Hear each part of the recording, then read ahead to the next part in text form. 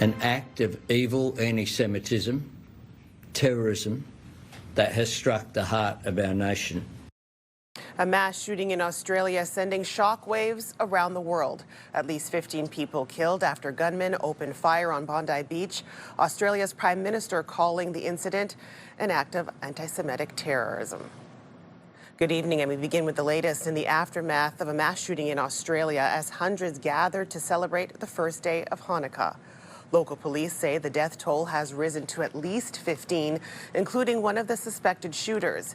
Dozens more remain in hospital. The ages of the victims range from 10 to 87.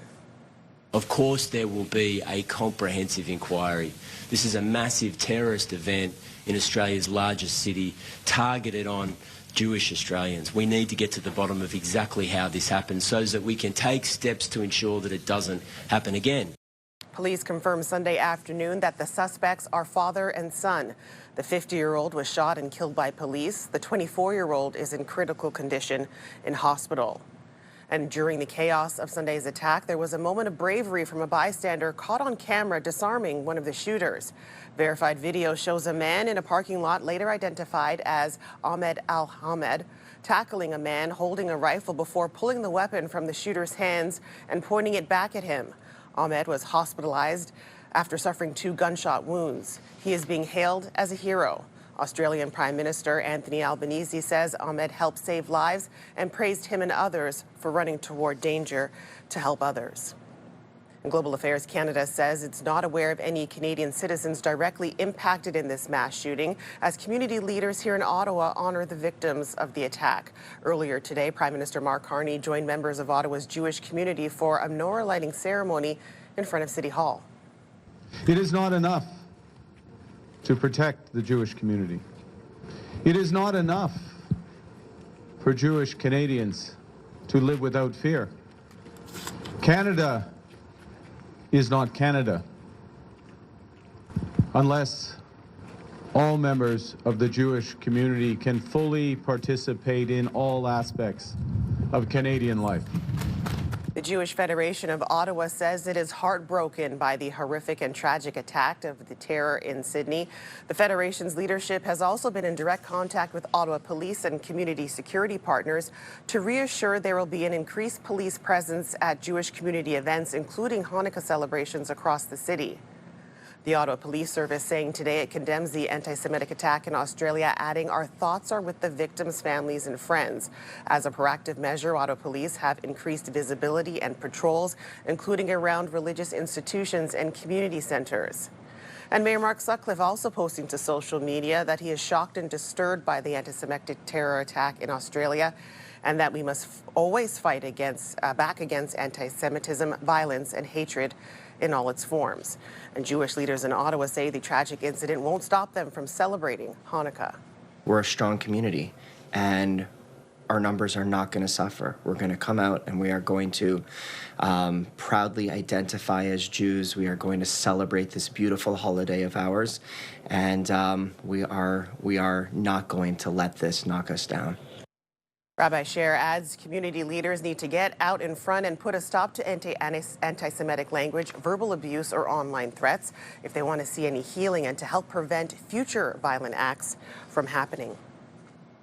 All right, we'll take a break here and take our first check of the weather. We had a pretty decent night here in the capital. Some clearer conditions, some flurries here and there. A live look through our Centennial Glass sky cam. Overnight, we're expected to hit a low of -17 right around the capital region. So here's a look at what's happening in the overnight hours. Partly cloudy. We do have a chance of flurries that we'll be getting toward in Monday, and again Tuesday, some overcast skies for the next 24 hours. This is what we'll be shaping up to be. Again, -8 could be the high with a little bit of flurries toward the afternoon hours, but in the morning we will see some clear, a mix of sun and cloud to start us off in the morning, and then some more cloud cover rolling in toward the evening. 2 people have been found guilty in the 2023 death of an Ottawa physiotherapist. 35-year-old Kyle Andreas was found dead at a commercial building in Orleans on 10th Line Road in February of 2023. Today, CTV News has learned a jury has found Nicolas Bergeret guilty of first-degree murder, while Antoine Richemont has been convicted of manslaughter. The trial for a third man charge is expected to start in March of 2027. First responders were called to the Byward Market for reports of a stabbing Sunday morning. It happened just before 9 o'clock on Cumberland Street near Festive. Paramedics say one man was taken to the trauma center in serious condition with multiple stab wounds. An investigation is ongoing, and any witnesses or anyone with information is asked to contact Ottawa Police. At a difficult time of the year for many, the Ottawa Mission opened its doors on Sunday to serve their annual Christmas meal. Now, this meal is more than just food, and as CTV's Natalie Van Roy tells us, it's a tradition served with warmth, comfort, and community. Thousands of pounds of food handed out at the Ottawa Mission's Christmas meal. We did just over 16,000 meals from the food truck, and today here at the Ottawa Mission we'll probably serve just about 2,000. For many here, this dinner helps them survive during a challenging time. I would be dead if it didn't exist. I would be dead. I've been homeless now for 560 days, 565 days, whatever, but the cold brought me in. John Luizzo is a resident at the Mission. He says the early freezing temperatures are taking a toll on those experiencing homelessness. Zaps you. It takes the energy right out of you. And this has allowed me to have a home base, the Union Mission, and the meals are 5-star. The Christmas meal served to a full dining room where anyone is welcome. We're seeing more people come in under our roof for these special holiday meals, this Christmas dinner, people we haven't seen in years, people who have been placed into housing, people with jobs. It's just so hard to make ends meet for people that have nowhere else to turn. The Ottawa Mission says the dinner setting yet another record during a cost of living crisis. People appreciate it. They say they can't afford to put a turkey meal on their table. They just appreciate everything the Ottawa Mission, our donors, are doing for them. With turkey. Volunteers preparing the food: turkey, stuffing, mashed potatoes, green beans, and cupcakes. They're enjoying it. Good food, good times. A chance for this Ottawa Mission resident, Christian Gerard, to have a meal. They make a very nice food here. I enjoy the place. I enjoy the food. Natalie Van Roy, CTV News. Music lovers were treated to a special Sunday night concert at St. Matthew's Church in the Glebe.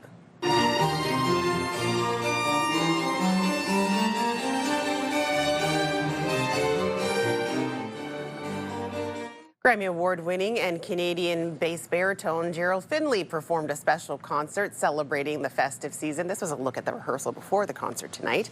The show also marking the 50th anniversary of Ottawa's 13 Strings Chamber Orchestra. Well, up next, it was a chilly but sunny day here in the capital with many out enjoying winter activities. We'll have a look at your extended forecast and some snow that's on the way throughout the week. Chitteroni, and across for Amadowski, scores! Well, in the first period, Auto 67's Nathan Adamowski scores his 6th goal of the season to make the score 1-1 against the visiting Windsor Spitfires. Then later in the seconds, the Barber Poles, they would add a power play goal to go on to the 2-1 win. And this is the team's 4th win in a row. The 67s are back at home on Friday when they welcome the Peterborough Petes to TD Place Arena. All right, let's take an extended look at the forecast. Again, a great night if you're out and about in the capital right throughout the day, actually, as well. We had some clearer conditions. We've got a live look through our Centennial Glass Sky Cam. Still looking at some cloud cover here in the capital. We're heading down to a low of about minus 14 for your overnight lows. So here's a look at what's happening with the satellite radar at the moment. Again, some clear conditions we're dealing with right now. We could see some snow rolling in, some flurries for your Monday morning, and again, later on throughout the week. So we'll take a look at what's happening for the overnight lows. Again, we're looking at around minus 11. Actually, it's it's going to be heading down to over minus 14 here for the Ottawa area with some flurries that we're looking at. We've got minus 10 and 11 along the Seaway as well. Minus 12 toward the Pembroke area, minus 11 in Bancroft. We've got minus 11 for Maniwaki, minus 12 for Petawawa, for Gatineau, minus 11 in Kemptville, minus 8 with some clearer conditions toward the Montreal area, some cloud cover as well toward Mont Tremblant, minus 10 they're looking at. Now as for tomorrow's highs, we're looking at minus 3 for the Ottawa area, some cloud cover. Same thing for Cornwall. We've got 0 in Kingston and Trenton, minus 2 for Brockville, minus 4 for Bancroft, minus 3 for both Pembroke and Kittigan-Zibi. Minus 3 for Gatineau with some cloud cover for your high tomorrow. Same thing for Maniwaki. Petawawa as well, minus 6 for Mont Tremblant, minus 2 for Kemptville, and minus 4 with some cloud cover for Montreal. So here is how the week is shaping up. For Monday, we've got a 60% chance of flurries, mainly in the morning hours, things clearing out toward the afternoon and evening. We've got cloud cover for Tuesday, minus 3 the high. We're looking at minus 11 for the low. On Wednesday, more flurries rolling in, plus 3. We're looking on the plus there. Same thing for Thursday, plus 5 with some chance of some rain. And again, then we'll be hitting some cooler temperatures, heading down to minus 11 for the low, minus 9 for Friday, and cooler temperatures as well for the weekend. Well, the latest figures from Public Health Ontario show there's an ongoing surge in the number of influenza cases across the province. For the week ending December 6th, just under 26% of influenza tests came back positive. Officials consider that to be very high. Now, amongst children between ages 5 to 11, nearly 64% of tests came back positive, and kids aged 12 to 19, levels exceeded 54%. Public Health Ontario says influenza A activity is now higher than any of the past 3 seasons. Now, this comes as infectious disease experts continue to recommend the annual flu shot for everyone over the age of 6 months old. Well, there are some big events in Canadian business world that we'll be keeping an eye on for the next few days. On Monday, Statistics Canada will share its inflation reading for November. The annual inflation rate slowed to 2.2% in October, largely thanks to lower gas prices and a slowdown in food price increases. Also on Monday, the Canadian Real Estate Association will release its home sales figures for last month. And on Tuesday, Bank of Canada Governor Tiff Macallum will speak to Montreal's Chamber of Commerce. This follows the central bank's move to hold interest rates steady earlier this month, and that was at 2.25%. Well, coming up, a special shopping spree for dozens of kids in our community. Toys R Us opens its doors early for a highly anticipated annual event. The magic of the holidays is here, and this year the need is greater than ever. Let's ensure every child in our community feels the joy with CTV and Move 100's Toy Mountain. Together with the Salvation Army, we can help spread cheer and make a child's wish come true. Drop off any new unwrapped toy to the designated drop-off locations or make a monetary donation online. For all the details, visit toymountain.ca, presented by Donnelly Automotive Group. Looking lovely. The Bell Media building is lit up bigger and brighter this year. That's thanks to our friends at Christmas Decor from Nutrilon. For some Ottawa kids this Sunday morning didn't start with cartoons. It started with a shopping cart. Children facing serious illnesses were treated to a private Toys R Us shopping spree. CTV's Josh Moreno has more from the yearly tradition.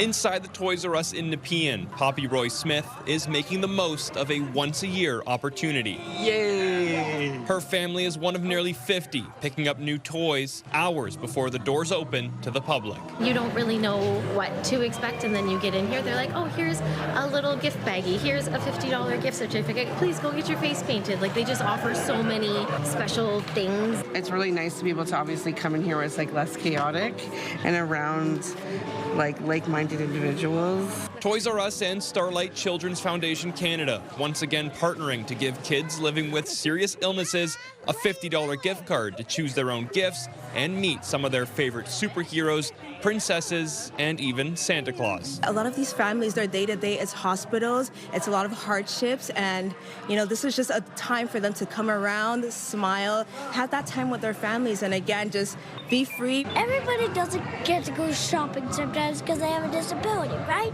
So this is a good opportunity for everybody to just get out and pick something that they've never had. Jordan Ahi is back for another year, and he's not just buying for himself. I've been donating to Toy Mountain too right now because I don't want anybody to miss out on anything. For families like Poppy's, the hustle and bustle of holiday shopping can be challenging, so they say they're grateful to have this opportunity. There's a lot of loud noises and a lot of things that we just can't control, obviously. So it's really nice to be able to come in here where it's more relaxing for him and a more enjoyable experience. Shopping with kids like Poppy is not the easiest task always, especially when stores are really busy and you're trying to navigate with, big strollers and wheelchairs and everything. So having stuff like this, it just gives you a warm, fuzzy hug. Josh Morano, CTV News. It's moose hide, so it's part of our culture.